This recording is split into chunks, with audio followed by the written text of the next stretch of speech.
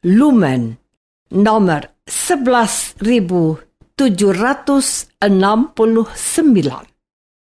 25 Oktober 2024.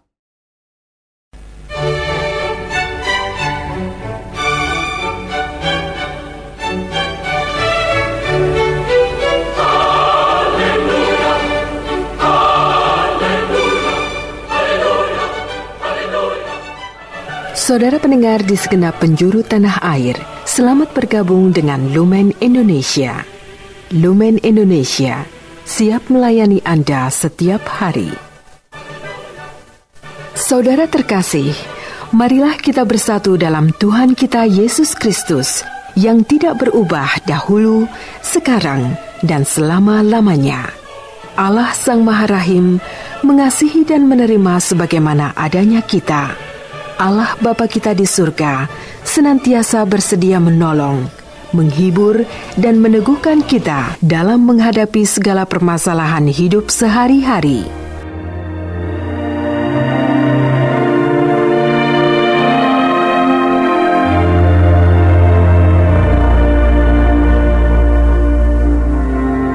Saudara-saudari, marilah kita mendengarkan renungan dengan judul Carilah Kebenaran.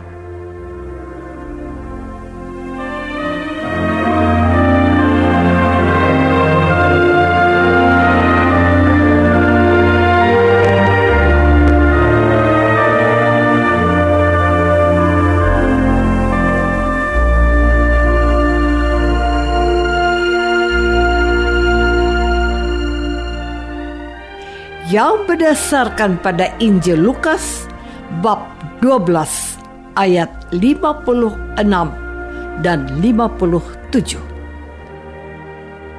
Hai orang munafik, rupa bumi dan langit kamu tahu menilainya.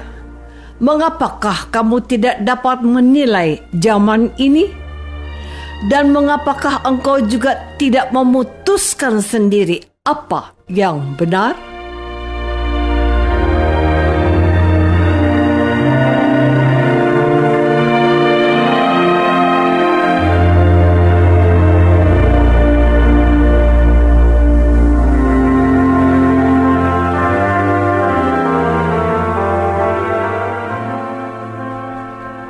Dalam nama Bapa dan Putra dan Roh Kudus. Amin.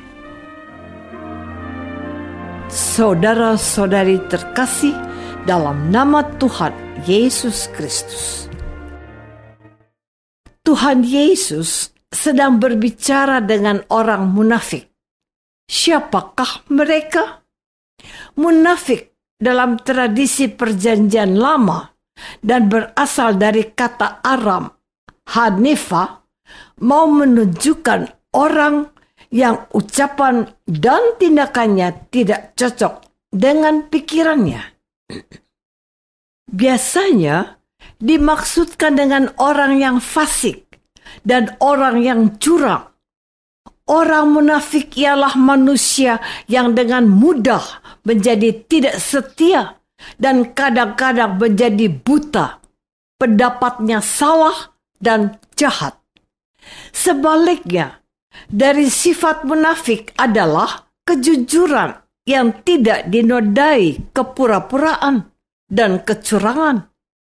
Kepada orang-orang munafik yang ditujukan kepada orang-orang Farisi, Tuhan Yesus menegaskan bahwa mereka memang ahlinya menilai tanda-tanda alam. Kalau awan ada di sebelah barat, tandanya akan hujan. Dan kalau angin selatan bertiup kencang, hari akan kering dan panas terik. Sayangnya, mereka tidak memastikan apa yang benar sebagai benar, dan mereka hidup dalam kesalahan palsu hanya untuk mendapat pujian manusia. Saudara-saudari terkasih, mengatakan kebenaran seperti apa adanya Dan yang disebut kejujuran adalah didikan Tuhan Yesus kepada para murid-Nya. Dalam dunia pengadilan pun menyatakan apa yang benar menjadi jaminan untuk tidak dijebloskan ke dalam penjara. Kalau ada yang salah, baiklah berdamai dan minta maaf, dan bukan merasa diri paling benar, ngotot dan menyatakan apa yang tidak benar sebagai kebenaran. Orang-orang Farisi itu diingatkan oleh Tuhan Yesus agar tidak hanya pandai mengajarkan apa yang mereka pelajari kepada umat, tetapi mereka justru tidak mau melaksanakannya. Mereka meletakkan beban pada pundak umat, tetapi mereka sendiri enggan menyentuhnya dan menaatinya. Bersamaan dengan itu, Tuhan sedang mengingatkan para pengikutnya untuk melepaskan diri dari kesalehan palsu, hidup dalam kepura-puraan, dan tidak mencari hormat dan pujian dan dari manusia.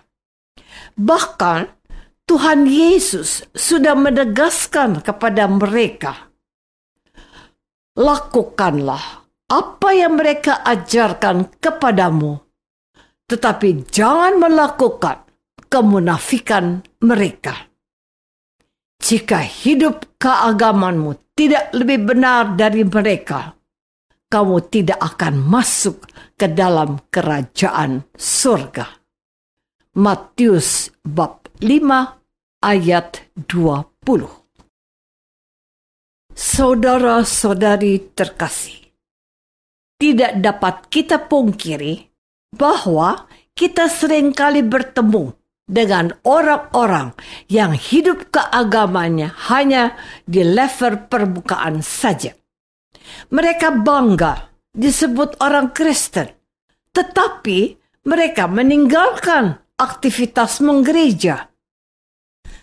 Entah itu ke gereja pada hari Minggu, hadir dalam kegiatan lingkungan, atau terlibat aktif dalam berbagai kegiatan kegerejaan. KTP-nya Katolik, tapi bangun tidur tidak pernah berdoa untuk mengucap syukur. Berdoa menjadi kesibukan yang membosankan dan tidak menarik lagi.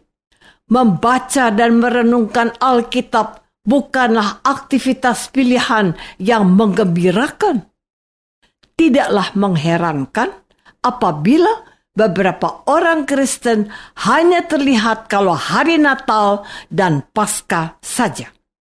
Kehadirannya seolah dipaksa oleh tanggal merah yang memaksanya untuk berlibur dan berkumpul dengan keluarganya. Mereka pulkam alias pulang kampung untuk merayakan hari-hari besar keagamaan Kristen itu. Mereka hadir bersama dengan orang-orang terdekatnya di gereja dan merayakannya dengan mengadakan pesta di rumahnya. Senang melihat gereja penuh di malam Natal atau di malam Paskah. Namun setelah itu gereja kosong, melompok, menyusut hampir 50%-nya. Miris juga melihat fakta dalam kehidupan keimanan di dalam gereja kita. Setidaknya kita tidak menjadi bagian dari orang-orang yang merayakan imannya hanya napas atau Natal Paskah saja. Kita berdoa semoga semakin berkurang saudara-saudara yang berwatak napas itu. Saudara-saudari terkasih, pada hari ini Tuhan Yesus mau kita merenungkan firman-Nya ini. Mengapakah engkau tidak memutuskan sendiri apa yang benar? apa yang benar itu bukan apa yang dikatakan oleh orang tertentu. Yang benar adalah apa yang diajarkan oleh Tuhan Yesus kepada para rasulnya. Dan ajaran itu diteruskan secara apostolik melalui gereja yang satu, kudus, katolik, dan apostolik. Misalnya saja, bulan ini adalah bulan Rosario. Gereja menghimbau umat untuk berkumpul dan mendoakan Rosario suci. Melalui doa bersama itu, kita dituntun gereja untuk merenungkan misteri-misteri keselamatan, yaitu dalam peristiwa-peristiwa Rosario. Peristiwa gembira, peristiwa sedih, peristiwa mulia, dan peristiwa terang. Kita tidak hanya berdoa Rosario, mendaraskan doa yang diajarkan Tuhan Yesus, doa Bapa kami, dan doa Salam Maria yang sangat diinspirasi oleh Injil suci. Melainkan, kita juga merenungkan sejarah keselamatan yang dibawa oleh Tuhan Yesus dari kedatangannya hingga ia memuliakan ibunya Maria yang diangkat ke surga. Itulah juga tujuan hidup beriman kita, bersekutu dengan Allah.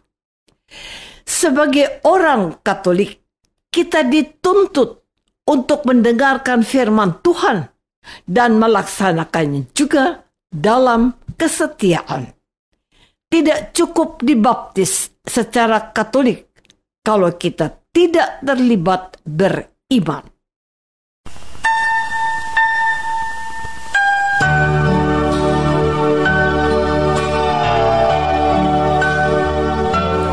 Marilah kita masuk dalam saat hening sejenak untuk meresapkan renungan yang baru saja kita dengar bersama dalam kehidupan iman kita masing-masing.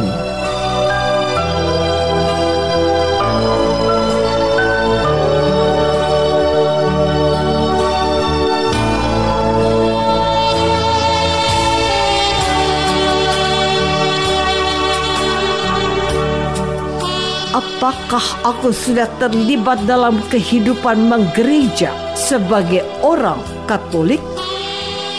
Marilah kita berdoa. Bapa yang Maha Baik, bantulah kami mendengarkan ajaran-ajaran gereja yang mendidik kami untuk menjadi orang baik dan benar karena mendengarkan firman Tuhan dan melaksanakannya juga. Demi Kristus Tuhan dan pengantara kami. Amin. Semoga kita semua selalu dinaungi dan dibimbing oleh berkat Allah yang Maha Kuasa. Dalam nama Bapa dan Putra dan Roh Kudus. Amin.